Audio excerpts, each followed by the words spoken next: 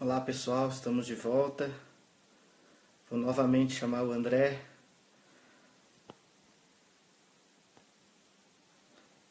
Fique conosco aí que esse bate-papo vai ser muito interessante, vai agregar muito aí para a nossa vida.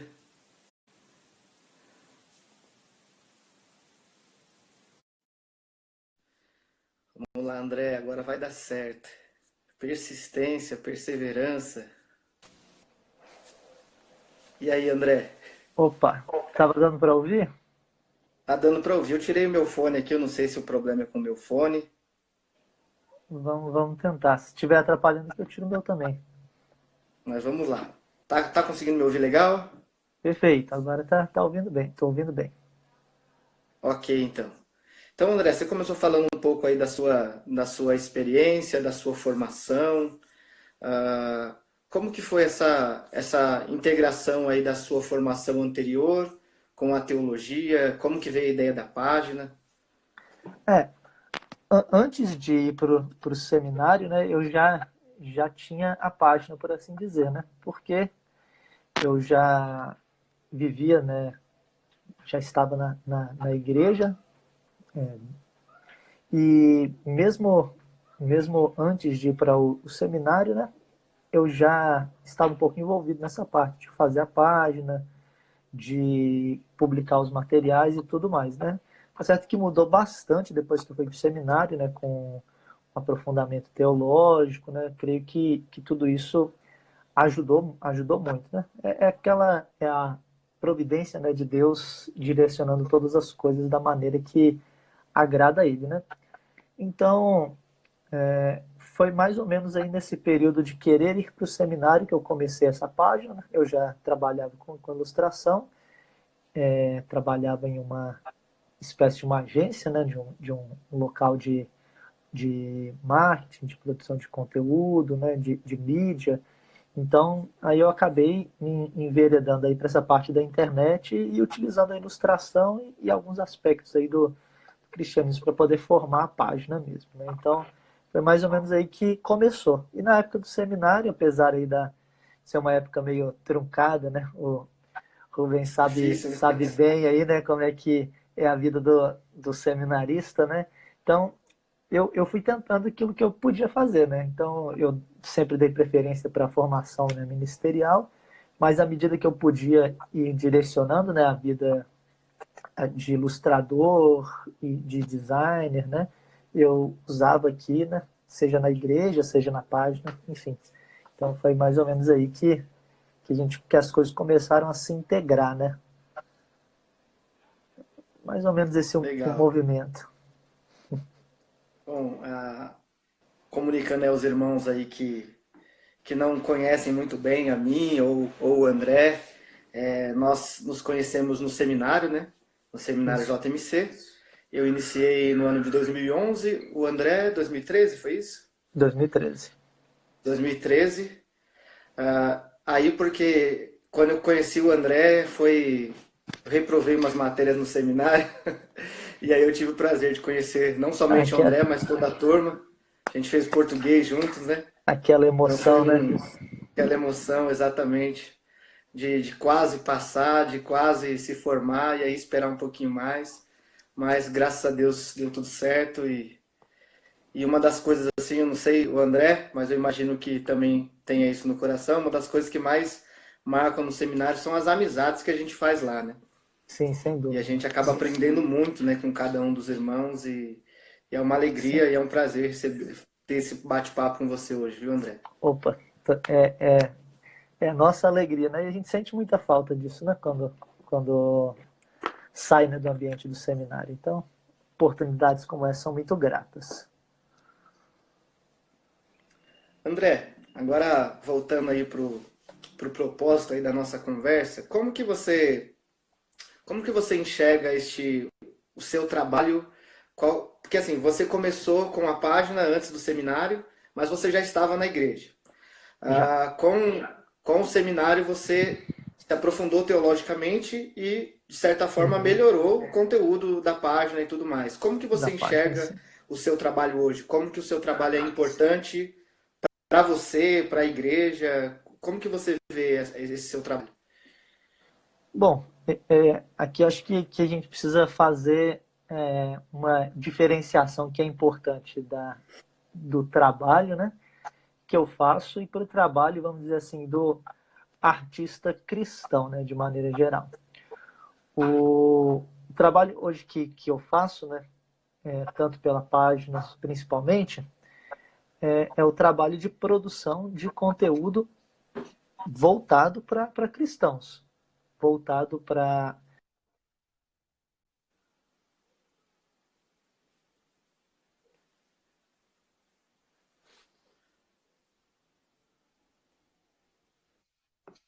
dar uma travada. Voltou, voltou. Enfim, mas o trabalho que a gente faz hoje é um trabalho voltado para. Tá dando para acompanhar aqui, que aqui tá dando umas travadinhas.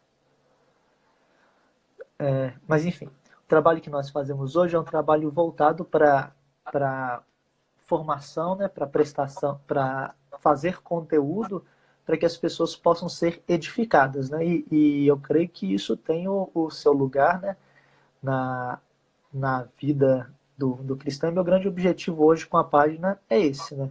Eu assumo aí o público cristão de maneira geral, né?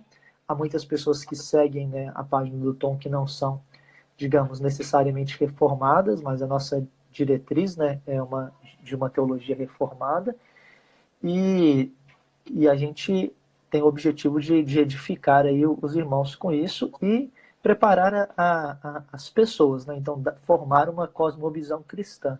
Então, as tirinhas têm a ver com isso, os versículos, as imagens, as ilustrações e os projetos, né? Então, por exemplo, o projeto do Breve Catecismo foi com o objetivo de poder edificar, né, aí as nossas crianças, nossos adolescentes, né, resgatar esse material confessional que é um material bem importante e que, graças a Deus, digamos assim, o projeto saiu, né, do papel e conseguiu se firmar, né, então a gente conseguiu fazer o livro, né, então Breve Catecismo Ilustrado.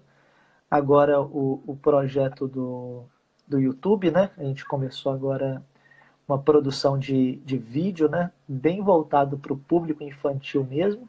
Então, a gente está lá no YouTube agora produzindo esse material. Então, o meu trabalho no Tom, né, na página em si, é o trabalho de produção de conteúdo e não só conteúdo, mas material cristão, né, por assim dizer. Agora, esse não é necessariamente o trabalho do artista cristão, né? Então não há problema, não há demérito, por assim dizer, que o artista cristão ele trabalhe com tema religioso, como eu faço e como outros irmãos também fazem.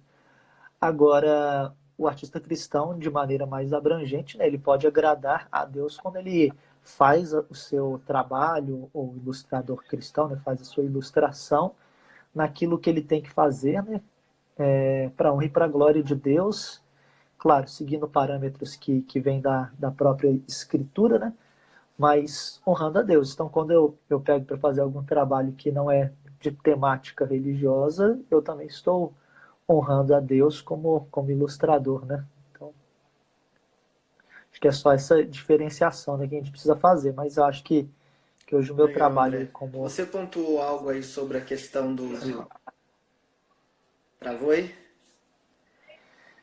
Deu uma travada aqui. Ah, certo.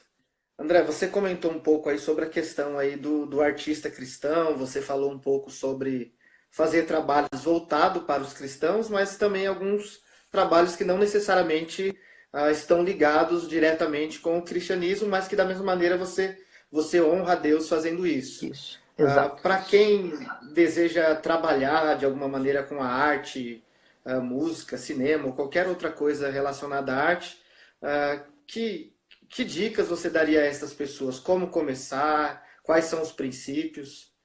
Você pode resumir a pergunta, porque aqui deu uma travada e eu peguei só o final, só as dicas?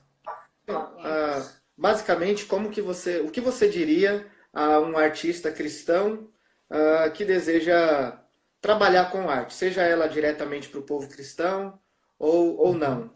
O que fazer? Quais são os princípios para quem quer trabalhar com arte, sendo Bom, cristão? Legal. Então, assim, eu creio que quando a gente olha para as Sagradas Escrituras, que a gente vai inicialmente olhar a, a obra do artista, né, vamos dizer assim, no, no aspecto inicial de que Deus, ele é um Deus que se revela para o seu povo e ele não se revela de qualquer jeito, né? Então, só para dar uma introdução, né? Então, se você for, por exemplo, lá no livro de Êxodo, no capítulo de número 31, você vai ver Deus preocupado em fazer se revelar no tabernáculo, né, vamos dizer assim, para o seu povo, e preocupado de aspectos com aspectos estéticos, né? Então, Deus ele estava preocupado com essas coisas. Então, ele não quis habitar no meio do seu povo de qualquer jeito.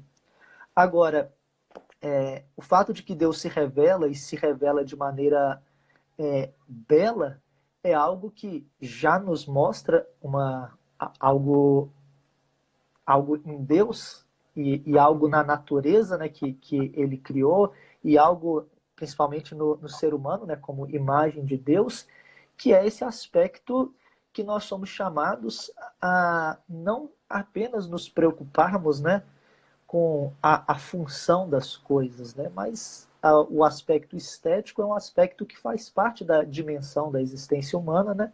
Nós precisamos nos importar com isso. E isso faz parte daquela da chamada, né, do ser humano a dominar sobre a cultura, né, o chamado cultural, né, a responsabilidade cultural do ser humano. Então, quando a gente vê lá na criação, lá em Gênesis, nós vemos que o homem ele foi chamado para se relacionar com Deus, para se relacionar com o próximo e para se relacionar com a natureza de maneira geral, né, que é o mandato cultural, como nós costumamos chamar. E esse mandato cultural ele envolve a dominação, né? Envolve dominar a criação e a obra do artista está exatamente aí, né? Então, quando você segue ali no livro de Gênesis, você vai ver exatamente isso. Você vai ver as pessoas, os seres humanos, dominando aspectos da arte que ali o texto não vai estar preocupado em chamar de arte, mas que hoje nós denominamos dessa forma, né? Mas que envolve, por exemplo, a música. Então você vai ver o ser humano mexendo com os materiais que Deus deu, e quando ele está mexendo com esses materiais, ele começa a ver que aquilo emite um som. E ele não simplesmente está preocupado em emitir um som aleatório. Ele está preocupado em descobrir o ritmo, a melodia, a forma como aquilo ali vai emitir sons, né, e tudo mais. Então, o homem vai dominando, e à medida que ele vai dominando, ele vai aprimorando este desenvolvimento musical. Então, a gente vai vendo isso em Gênesis, a gente vai vendo o desenvolvimento da arquitetura, né? Então, esse aspecto é um aspecto importante quando a gente olha para o ser humano. A gente vai ver, como a gente falou agora no livro de Êxodo, o desenvolvimento do aspecto artístico de maneira geral, de várias maneiras, ali no bordado, ali na arquitetura, né? Então, na arquitetura, não, na escultura, né? Então, muitos aspectos importantes. Pode dar um salto aí por aí e ver de maneira geral que o artista é aquele que é chamado por Deus para poder exercer o domínio nessa parte da criação, né? E poder mostrar a beleza desse Salvador, né? Que se revela, desse Deus que se revela para nós. Então, um aspecto que eu até conversei com algumas pessoas outro dia e estava falando sobre isso, por exemplo, a gente não para pensar na fotografia. Fotografia é uma forma de arte, mas uma forma de arte que é tardia em relação a outras formas de arte, né? Depois só vem o cinema e outros aspectos, mas a fotografia é quando o ser humano começa a dominar não só cores, não só materiais, mas quando ele aprende a dominar a luz, né? Então é a escrita da luz, né? De maneira, uma tradução bem literal, né?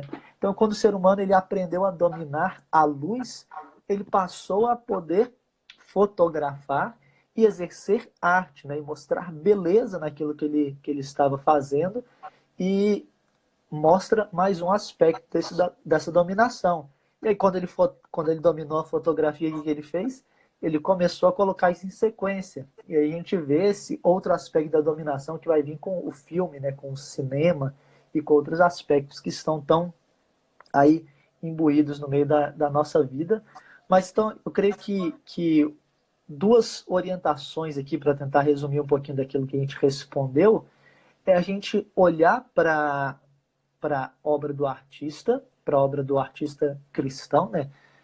De maneira geral, né? Que é uma dica para artistas cristãos, e perceber que a obra que nós temos para fazer, né, é uma obra importante, é um mandato que vem do próprio Deus, e é um mandato de que o próprio Deus se importou, né? Ele implantou isso no ser humano, este aspecto da beleza, e ele precisa ser aproveitado, né? E essa é uma grande discussão que a gente vê, por exemplo, no design e outras áreas, que às vezes as pessoas elas estão muito preocupadas com a função das coisas. E a função é importante, né? Mas às vezes a gente não para perceber a importância também do elemento estético. O ser humano não é só um ser funcional, ele é um ser estético, um ser que é chamado a desenvolver coisas belas, né? Então, que o artista tem essa consciência, né, do aspecto primordial, né, daquilo que Deus chamou ele para fazer, mas que ele também olhe para este Deus que se revela de maneira bela, né, e busque a desenvolver e dominar o mundo, né, ligando para a beleza, né, para aquilo que Deus nos chamou a mostrar, né. Então, Muito creio bom, que André. Eu acho que você respondeu bem aí a questão. E agora eu queria fazer o movimento contrário. A gente falou um pouco do artista cristão, mas agora como que nós podemos pensar do cristão que, que, que adquire, que usa todo tipo de arte? Por exemplo, que gosta de cinema, que gosta de teatro, que gosta de música. Como que o cristão pode fazer uso destas coisas, da arte que está aí neste mundo, como que nós devemos enxergar essas coisas à luz da teologia, né? Afinal, a conversa é sobre isso, né? A arte, teologia e arte. Então, como que teologicamente a gente responde a essa questão? Porque a gente sabe que no nosso país tem um ranço ainda muito grande com essas questões, há algumas igrejas que ainda resistem a certas coisas. No passado tinha aquela história de que cristão não assistia TV e coisas assim. Como que a gente pode entender essa questão? Rapaz, essa semana eu tava fazendo. Semana não, semana passada eu tava fazendo. Só para pegar aí o gancho que você colocou. Você falou que, por exemplo, no passado a gente tinha essa discussão se o cristão assistia ou não televisão. Eu tava fazendo um módulo do Andrew Jumper, né? Sobre a apologética do Francis Schaeffer, né? E o Francis Schaeffer era alguém muito ligado, né, nessa parte de arte, né? E como dialogar com o mundo, né? E aí, quando ele chegou para dar uma série de palestras, eu estou tentando lembrar o nome do seminário nos Estados Unidos, me fugiu aqui, né? Aí eu vou ter que consultar de novo o reverendo Alan, né, que foi quem a gente fez. Mas a discussão que estava tendo lá é se o cristão podia ir no cinema ver filmes como Herbie, você lembra do Herbie do Fusca que fala? Sim, E do sim. Bambi. Então, pois é, então a discussão é se o cristão podia ir no cinema ver esse tipo de filme, né? Então, veja que hoje coisas que a gente faz com um aspecto bem mais natural, né? Antes geraram muito mais discussão na forma como se devia lidar com isso. E tudo isso existe, não é à toa, né? A gente vive num mundo caído. A gente vive num mundo realmente maculado, né, pela, pela queda, pelo pecado, né? E a gente vê que isso afeta a arte, né? A gente vê que isso afeta, né, esse aspecto de mostrar a glória de Deus através desse domínio sobre os elementos para mostrar essa beleza, né? Então a gente vê que as coisas estão afetadas e talvez a arte esteja afetada de maneira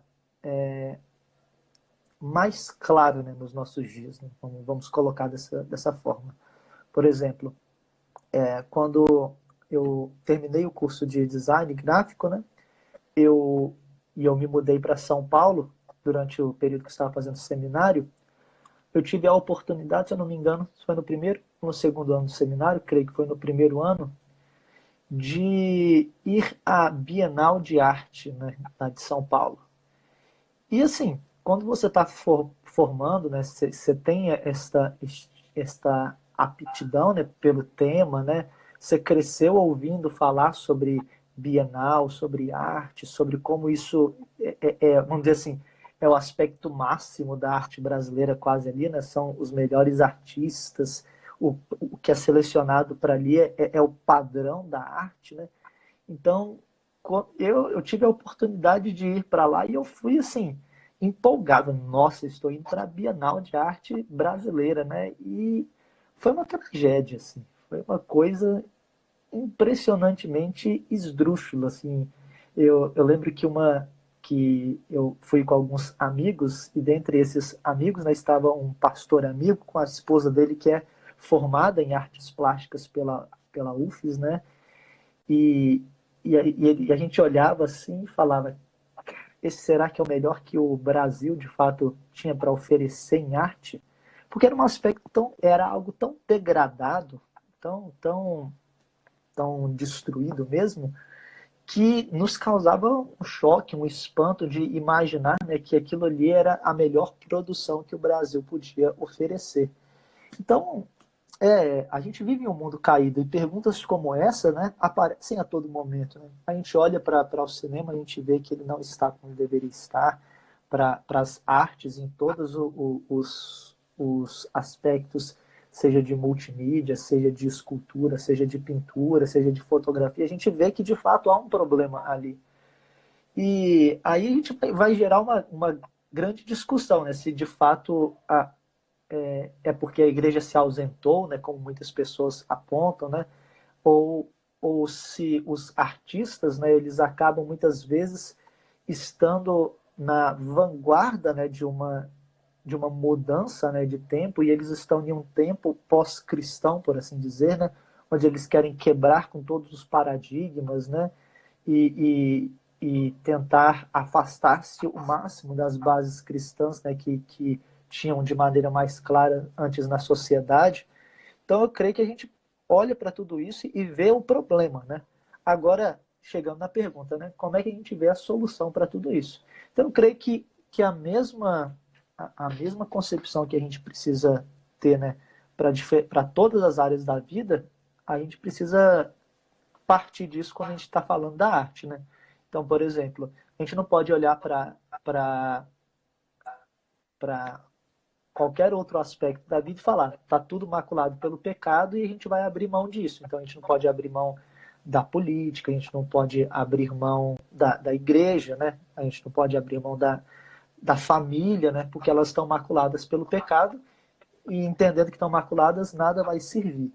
E o aspecto da arte, né? É a mesma coisa, né? A gente não pode entender que ela está totalmente maculada pelo pecado de maneira que ela agora pertence a Satanás, né? E o restante das coisas vão pertencer a Deus, né? Então, de fato, essa não é uma abordagem que a gente deve ter.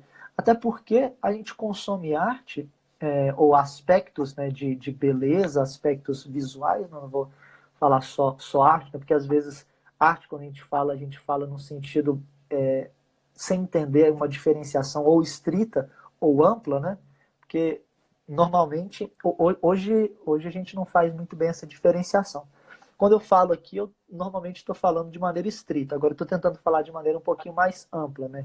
Então, a gente tem um aspecto de arte ali que toca áreas como o design, que foi a parte que eu fiz, né? Que o designer, ele tá ali no meio entre o artista e o artesão, né? É o cara que não sabe muito bem o que é da vida, né? Então, o pessoal brinca. Então tá ali no meio do artista e do artesão, né? Então, enfim, esse aspecto estético ele tá no mundo, né, de maneira geral, e a gente lida com ele a todo momento. Agora, quando a gente olha para a arte de maneira mais estrita, né, que é aquilo que a gente estava falando, né, de pintura, de escultura, de fotografia, de cinema, de multimídia, né, e de outros aspectos que podem estar envolvidos aí na arte de maneira mais estrita, a gente precisa olhar para isso e perceber que, primeiro, mesmo nos aspectos mais caóticos, e a gente precisa ter sabedoria para ver isso, há ali, né, pode haver ali momentos de verdade, né, podem haver ali, né, momentos onde nós, pelo menos, no mínimo, vamos supor, se estiver mostrando a queda do homem de maneira muito clara, a gente vai poder olhar para ali e ver uma interpretação de quem o homem é e do quanto ele está distante, né, de Deus. Acho que o mínimo que a gente vai poder ter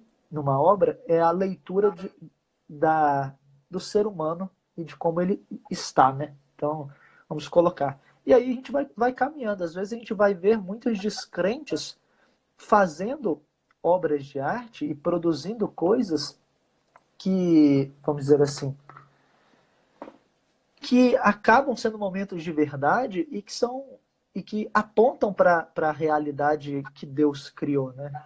Então a gente vai ver, por exemplo, músicas que são muito bonitas e que às vezes são mais verdadeiras do que algumas músicas ditas cristãs, né? Então, o exemplo básico da música chamada cristã e que não é, né? É uma música como Sabor de Mel, né? Ou coisas do tipo, né? Que vão falar que coisas esdrúxulas que não tem nada a ver com a Bíblia em si, né? Agora, há descrentes que por vezes falaram coisas mais bíblicas do que eles, né? Do que músicas como essas que a gente acabou de citar, né? Então, por exemplo, tem uma música tava com outro exemplo aqui na cabeça, porque eu sempre uso o da Flávia Ferro que eu vi com o reverendo Felipe Fontes, né? Então, uma música dessa cantora que é uma feminista, né, que tem posicionamentos bem distantes da Bíblia, mas se você for olhar para uma música dela de maneira específica, ela fala assim, ó, eu quero me livrar de mim, eu quero me curar de mim, eu quero me curar de mim, né? E ela vai se vendo, né, preconceituosa, ela vai vendo a sua degradação, né? E ela percebe que o problema está nela mesma. Então, é uma pessoa descrente que teve um momento ali de verdade e falou algo muito belo, né? Enfim, a gente teria vários exemplos para poder dar, né, de aspectos musicais ou, por exemplo, de filmes, né? Quantos filmes ou séries a gente não vê e ali no meio daquele caos, né? A gente vê momentos muito bonitos. Então, por exemplo, tem uma série que eu estava assistindo aqui com a minha esposa, This Is Us. Então era uma série que a gente assistia juntos e que, assim, tem uma cosmovisão de mundo panteísta, né? Até a forma deles colocarem as cenas, né? E vai e volta, como se tudo fizesse parte, né, de um todo, né? Então é uma cosmovisão bem panteísta, né? As explicações de mundo são panteístas, mas é uma série que fala sobre adoção em um aspecto de verdade muito bonito, é uma série que trata sobre relacionamentos em um aspecto muito bonito. Então, você em meio do caos, né, vamos dizer assim, daquilo que é anticristão, nós vemos momentos de verdade que são importantes, né? E que precisam ser lembrados. Então eu creio que a gente precisa ter sabedoria, e aqui vai um puxão de orelha, né? A gente precisa conhecer as Sagradas Escrituras. Porque se a gente não conhece as Sagradas Escrituras, se nós não somos versados na Bíblia, se nós não somos versados naquilo que Deus nos chamou a conhecer, nós não estamos aptos para olhar para uma obra de arte ou para qualquer outra coisa e perceber aquilo que é verdade de acordo com os parâmetros divinos e perceber aquilo que é mentira, né? De acordo com os parâmetros divinos.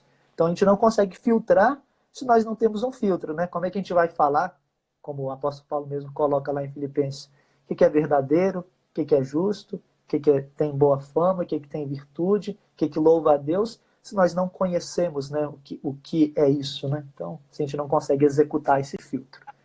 Então, eu creio E aí a que, gente acho que esse é um acaba. aspecto. Pode falar. Pode falar. Não? Não, a gente acaba fazendo tanto, pegando tanto a arte de um cristão como de um não cristão e muitas vezes fazendo uso dela sem nenhuma espécie de filtro, né? Então tem A gente aquele tem que filtrar cristão os que, dois.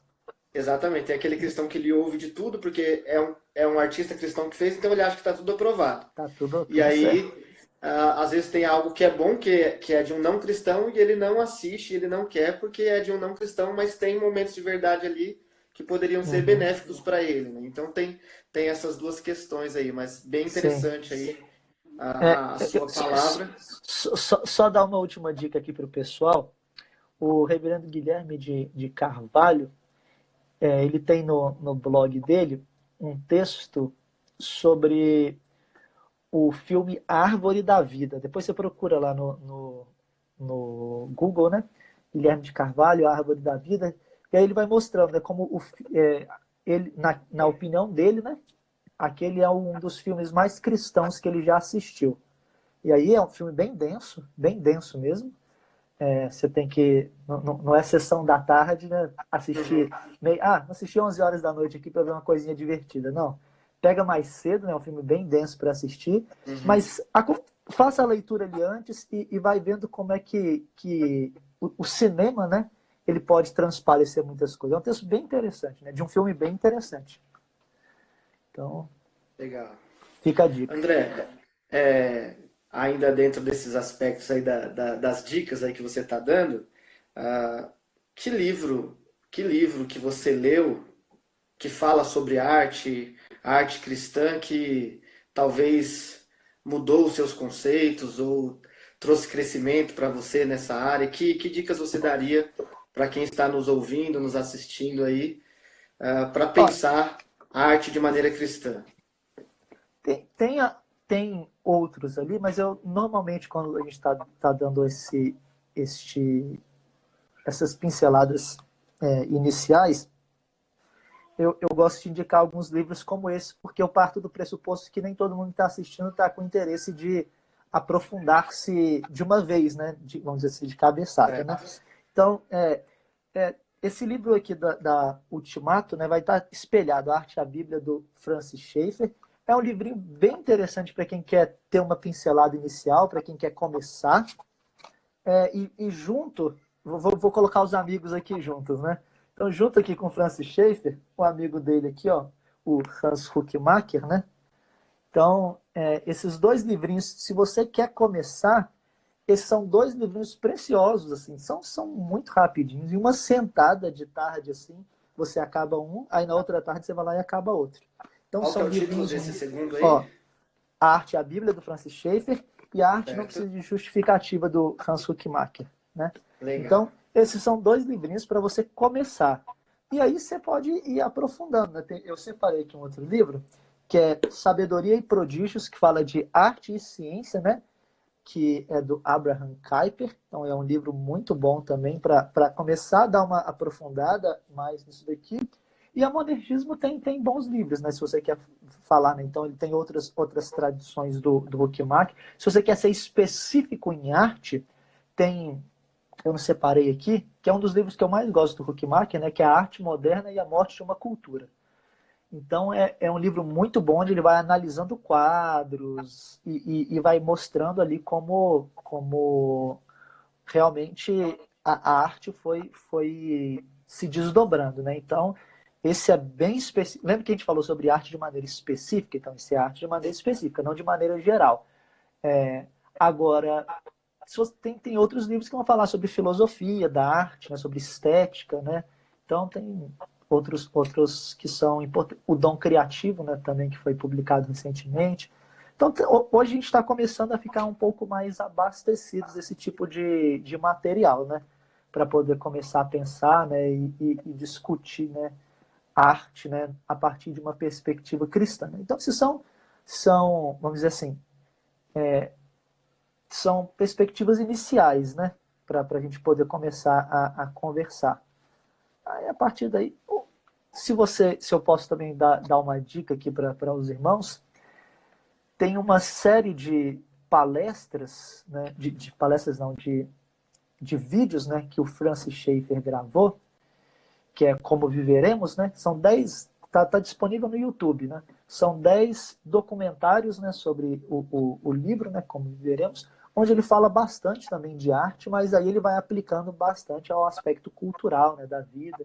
Então, mas dá para ter uma abordagem aí interessante, né, de como a arte, né, e a prática, né, e a cultura, né, elas estão ali caminhando juntas, né? Então a gente não pode desvencilhar, né, a produção cultural de uma época daquilo que está acontecendo, né? Tá Então eu creio certo. que são boas dicas para a gente começar aí a conversa. Muito bom. Algumas dicas aí eu mesmo não li ainda, mas eu vou procurar comprar esses livros aí para ler um pouquinho sobre arte. Ah, deixa eu fazer uma pergunta para você aqui. Ah, você falou um pouco sobre estética. Quando a gente olha para a arte, vamos pensar no nosso país, na nossa nação. Você acredita que Beleza. essa questão da estética a gente perdeu ou está perdendo? Porque às vezes eu olho, por exemplo, as músicas, ou outros tipos de artes aí no nosso país e parece pouco carente dessa questão da estética. Embora todos sejam de alguma maneira atraídos pela questão estética, mas parece que tem um abandono, não sei, não conheço tanto de arte, mas eu queria saber a sua visão Uhum. sobre isso. Tá, legal. Veja, a gente vê uma degradação, né, de fato, da, dos aspectos estéticos, né? A gente vê, por exemplo, um louvor, né, que eu acho que talvez seja até isso que você estava querendo colocar, né? Um louvor é aquilo que é feio, né? Aquilo que é degradante. Isso de vários aspectos, né? Então a gente vê isso acontecendo e a gente vê um compromisso com isso nos nossos dias. Então, por exemplo, é, um, um, um, quando eu estava em São Paulo, eu fui numa exposição daquele, gente, cineasta, ilustrador, me fugiu agora, do mundo de Jack e outras obras. Nossa, eu estava com o nome dele na cabeça agora. Enfim, eu vou lembrar até o final. Né? Então ele fez A Noiva Cadáver, O Mundo de Jack, né? Então ele é o responsável aí por essas obras. E você via claramente ali que ele estava preocupado em fazer uma arte que as pessoas admiravam, mas essa arte ela não estava preocupada em ser bela. Pelo contrário, ele estava preocupado em louvar aquilo que era morto, aquilo que era degradante, aquilo que era feio, né? As coisas feias eram a temática dele, né? Então era tudo muito sombrio, tudo muito, enfim, carregado, né? Então era essa estética que estava sendo louvada ali, que as pessoas estavam gostando, né? E a gente vê isso envolvido em tudo, né, nos nossos dias. Então, às vezes, você vai para um quadro, vai ver um quadro, vai ver um filme, e você vai ver que, por exemplo, Tim Burton, obrigado, Aí, que fugiu beleza. aqui, Tim Burton. Enfim, então você vai ver isso em tudo, né, nos nossos dias. Você vai ver, por exemplo, as personagens os vilões sendo louvados, né? Então você vai ver isso na Malévola. Né? Antes a gente via a história da Cinderela, né? Das Uhum. princesas. Agora são as bruxas que estão sendo contadas, né? Então esta quebra, né, no visual e a busca de louvar não mais aquilo que é belo, mas aquilo que é feio, né? Aquilo que é degradante, que é mal, é um caminho que tem sido percorrido. Então, a gente vê isso na música, a gente vê isso no cinema, a gente vê isso nas artes, a gente vê isso em tudo, né? Então, a gente vê na música, de maneira muito clara, a gente vê, por exemplo, o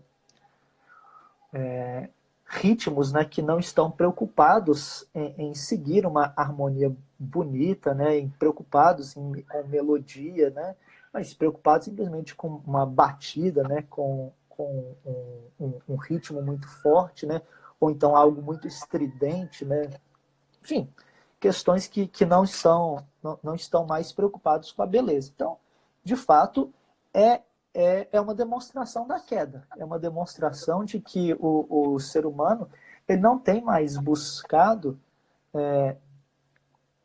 mostrar, né, a glória de Deus naquilo que ele está recebendo. Então, ele está dominando a criação, e a partir do momento que ele domina a criação, ele não mais mostra, né, mostra aquilo que é belo. Então, por exemplo, ele dominou a luz, como a gente falou da fotografia, e em vez de usar a luz para realmente trazer algo que vai encher os olhos das pessoas e que vai, digamos, que vai realmente apresentar algo edificante, algo belo para ela, não.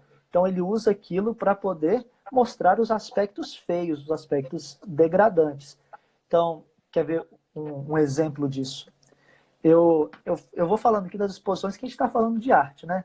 Então, certa vez eu estava lá onde você tirou foto com a sua esposa, acho que fotos de noivado, naquele painel lá do Parque Ibirapuera, só que eu entrei ali no museu. E ali dentro estava tendo uma exposição. E a exposição era do Paleolítico à Nova Arte, né? Uma coisa assim do tipo. Então ali a gente via artes rupestres e pequenas estátuas. Interessante, começando ali. E a gente foi caminhando por ali, vendo ali todo tipo de arte, né, alguns quadros, e de repente a gente entrou nessa nova arte, e a gente entrou numa sala, veja só, a gente entrou numa sala, e essa sala estava como?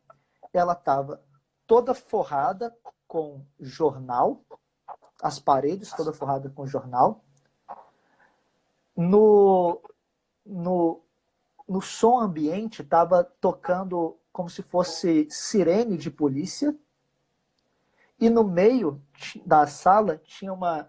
Parece até brincadeira, mas no meio da sala tinha uma mesa com suspiros que o pessoal foi chegando e comendo, e aí tava aqueles suspiros ali quebrados, né? Eu não tive coragem de comer os suspiros que estavam ali, né?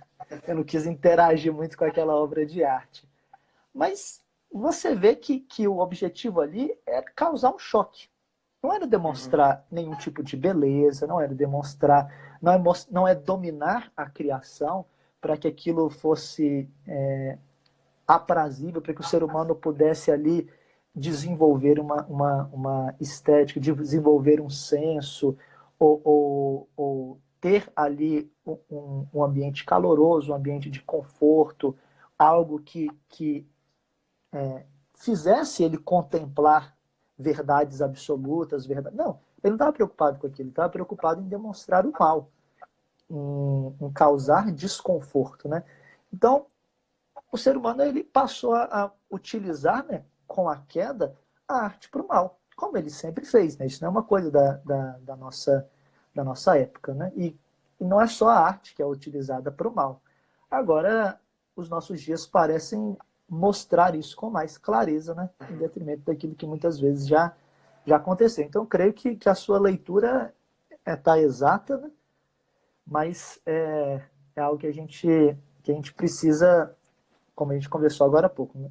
Não deixar tudo de lado, não deixar a arte de lado e entregar ela para Satanás, falar que ele é o dono da arte agora, mas, na verdade, olhar, né, para aquilo que Deus nos chama a fazer, retirar aquilo que não presta, né, e utilizar aquilo que é bom, né, fazer essa filtragem.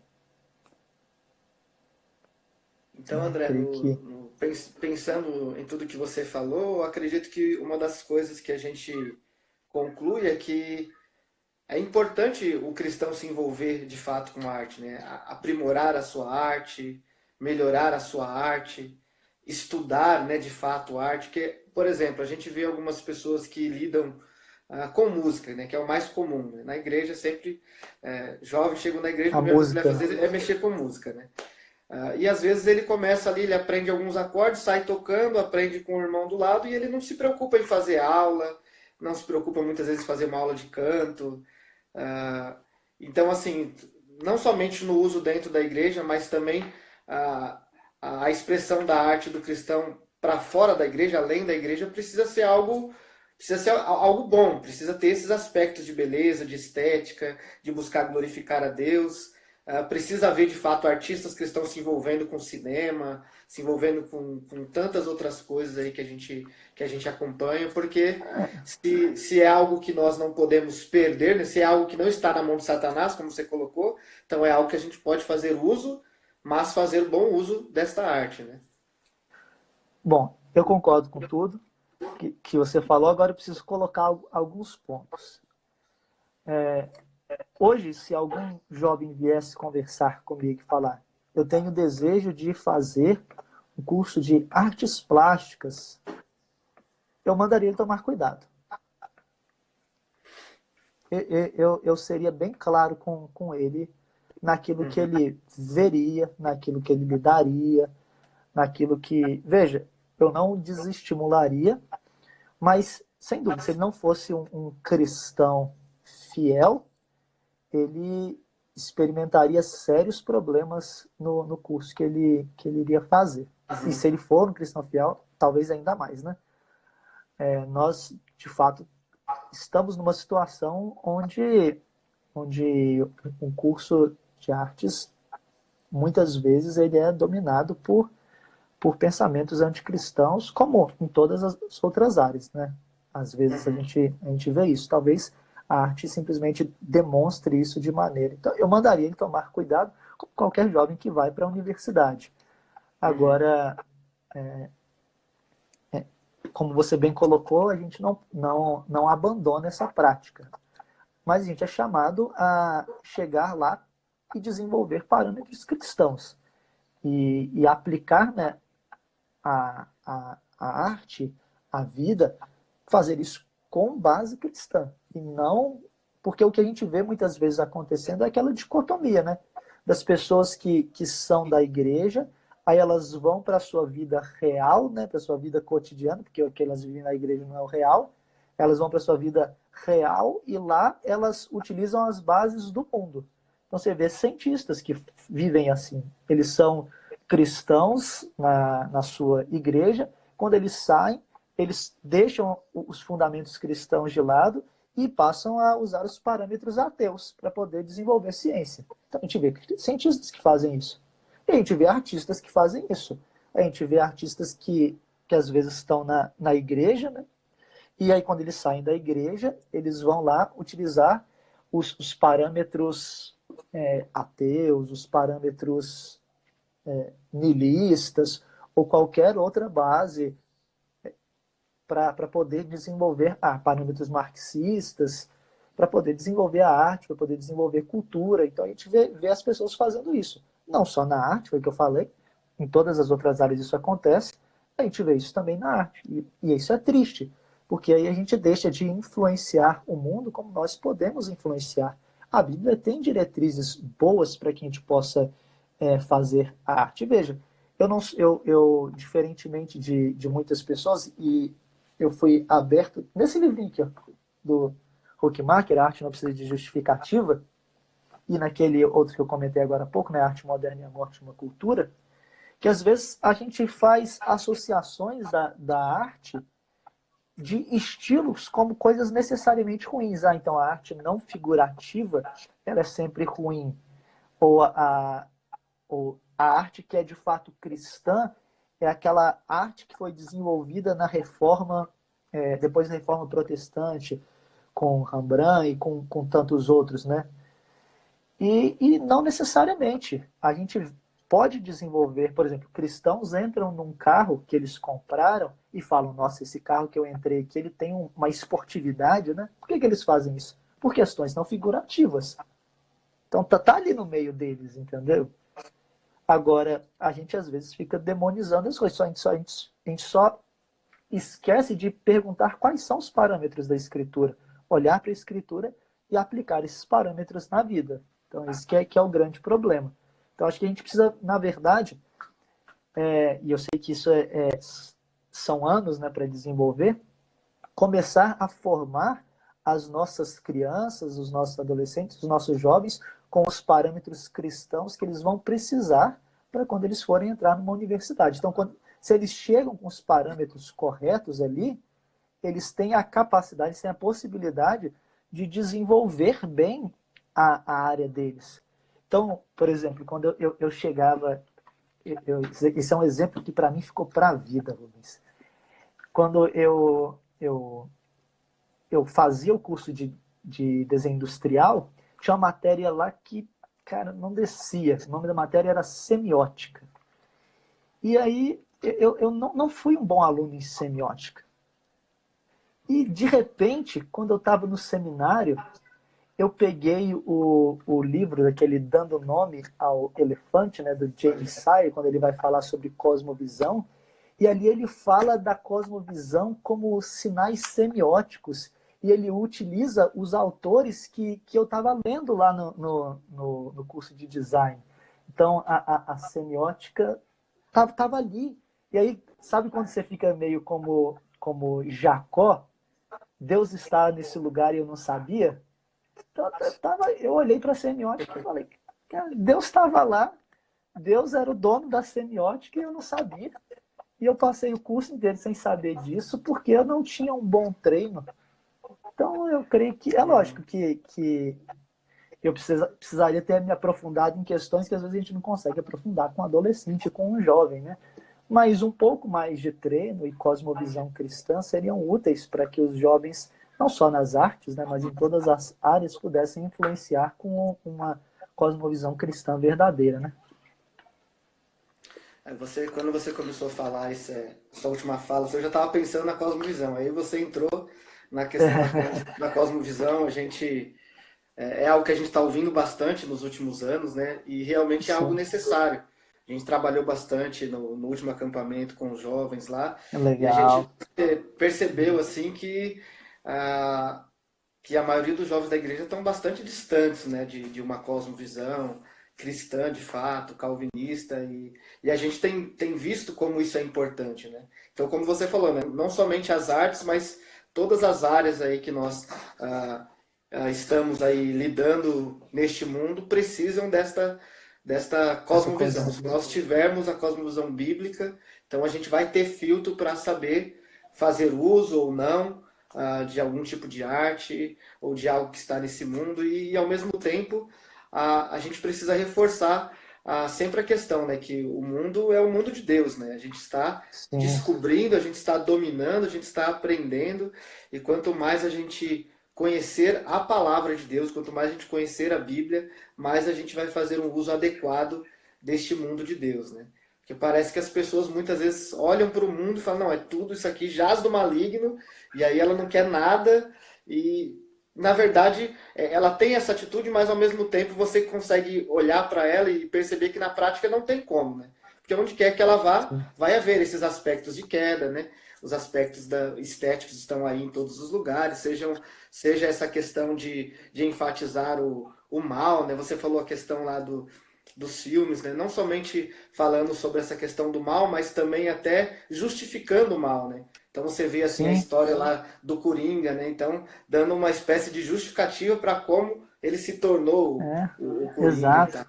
E não é só o Coringa, né? A gente gosta do Batman, o Cavaleiro das Trevas. Então, Exatamente. é, é, vamos dizer assim, o Coringa é só a ponta final que a gente está vendo agora. A gente começou a ter um olhar que tem apreço por aquilo que é sombrio, né? Então, Uhum. é a influência dessa mudança estética dos nossos dias. Exatamente. E eu estava assistindo um vídeo na internet esses dias, teve toda essa questão aí do racismo aí que a gente está acompanhando nos últimos dias, Terrível, e né? estava mostrando um vídeo sobre uma dessas manifestações que estão acontecendo nos Estados Unidos.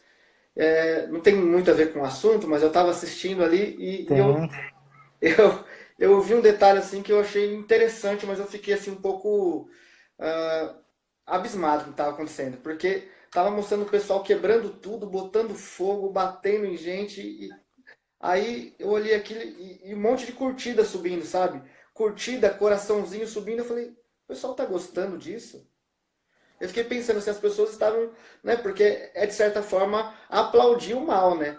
É claro que tem o aspecto que a manifestação pode ser justa, né, e pode ser feita também de maneira justa, mas muitas vezes acaba saindo da questão ali, mas você vê o povo aplaudindo o mal, você vê o povo curtindo o mal, e geralmente as coisas que fazem sucesso são coisas que falam do mal, são coisas que transmitem o mal, e aí às vezes você fala de um aspecto bom, de um aspecto interessante, de um aspecto estético, as pessoas já não valorizam tanto.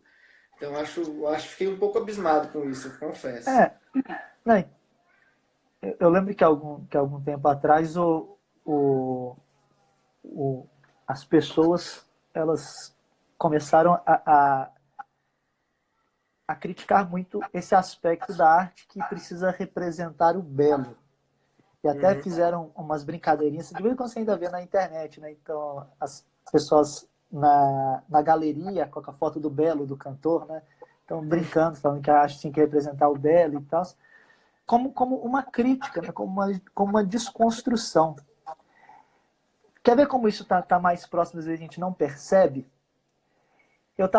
Eu vi uma série da Netflix sobre gastronomia. Gastronomia, olha só.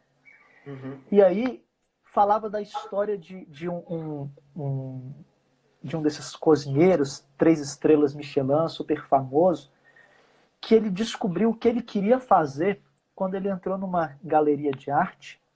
E aí essa galeria de arte mostrava vários quadros de maneira normal e tudo mais, uma exposição qualquer, né, como de fato seria. Só que nessa galeria eles empalharam várias pombas e colocaram ali as pombas sobre os locais, né, e tal, várias pombas empalhadas e fizeram pinturas nas obras como se fosse o cocô da pomba assim caindo, né? Então como se Uhum. as obras elas estivessem manchadas em alguns locais com essa pomba que tivesse ali defecado sobre aquelas obras. E aí, olha só, a gente está falando de gastronomia. E nessa série, né, o autor ele fala, aquele cozinheiro, que ele entrou nessa galeria e ele falou: é isso que eu quero fazer. Que é esse aspecto da interação com a obra, com aquilo que é belo, com aquilo que é estético, mas desconstruindo isso, mas Uhum. mudando, desconstruindo e até nesse caso de maneira muito degradante. E é isso que a gente vê. Por exemplo, você falou que não tem muito a ver as passeatas com aquilo. Tem tudo a ver. Tem tudo a ver. O pensamento revolucionário dos nossos dias, ele está na arte. E as pessoas elas estão bebendo dali de Uhum. maneira, às vezes, mais clara, como, por exemplo, como, por exemplo, aquilo que eu falei, de você chegar no ambiente, ele está com papel jornal, com o jornal colado na parede, com sirene tocando e com suspiros ali sendo devorados no meio, né? Então, parece, né, essa ideia da polícia, né, Uhum. que tá acabando com sonhos, com suspiros. Você entende, né? Então, Uhum. gera esse visual revolucionário na mentalidade da, de uma geração. Nós temos uma geração que está muito influenciada com esse pensamento. Então, se você for nas obras de arte e nas exposições, você vai ver que elas estão cada vez mais politizadas. Elas estão claramente politizadas, porque elas são feitas com a cosmovisão revolucionária. Esse é o problema. E às vezes é essa cosmovisão revolucionária que é o quê? Que é carregada para dentro da igreja.